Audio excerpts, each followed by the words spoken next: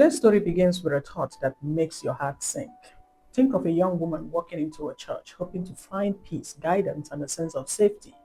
Now imagine her discovering that the person she trusted the most, the one she believed spoke for God, was the very person who broke her trust in the deepest way possible. This is the story of Goitsekgosi Mojadigo, a man who stood before the congregation as a pastor, but later stood before a court as a criminal.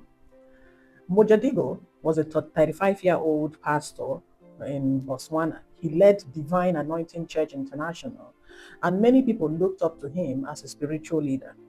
But behind the sermons and the prayers, he used his position to deceive a 23-year-old church member.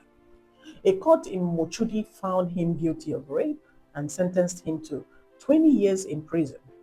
The young woman trusted him because she had shared her pain with him. She believed he cared about her healing and her spiritual life, but instead, he used her vulnerability to create confusion. He contacted her online, visited her village, and later told her that sex with him would cleanse her spiritually. He claimed it would remove her problems and help her move forward. What he called cleansing was nothing but manipulation. What he called healing was an act of violence. In court, the magistrate spoke with anger and clarity and said that using God's name to harm someone is one of the most wicked things a person can do. She reminded everyone that the church is supposed to be a safe place, a place where wounded people find peace, not a place where their wounds are deepened. The judge refused to reduce his sentence because his crime carried a clear message. A pastor who destroys trust does more than hurt one person. He damages the faith itself. His case forced us to face a hard truth. But stories like this are not new. Across many countries and across many years, some religious leaders have used their power to abuse the people who trust them. They speak with authority. They claim special knowledge. They claim the ability to break curses, move spirits, or guarantee blessings. And in moments of fear or confusion, many people obey without questioning.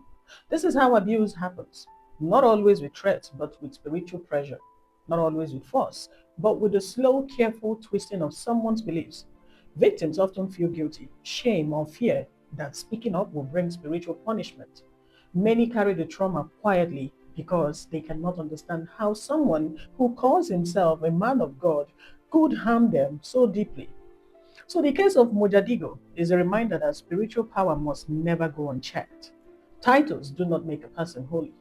A pulpit does not make someone safe.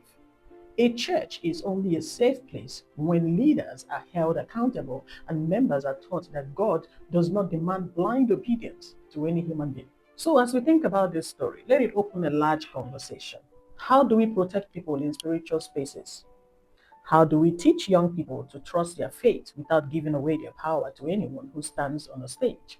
And how do survivors heal when the hand that harmed them was the same hand that once prayed for them?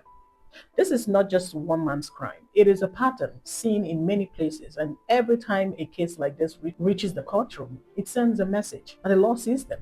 It reminds communities that spiritual titles cannot be used as shields.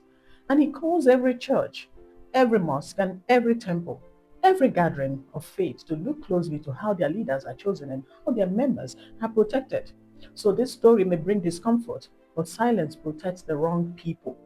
Speaking about it brings light to places where shame and fear have lived for too long.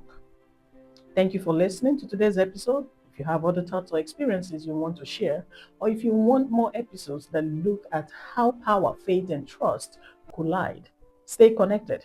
Your voice matters and your awareness helps protect others. Stay well, stay informed, and have a good day.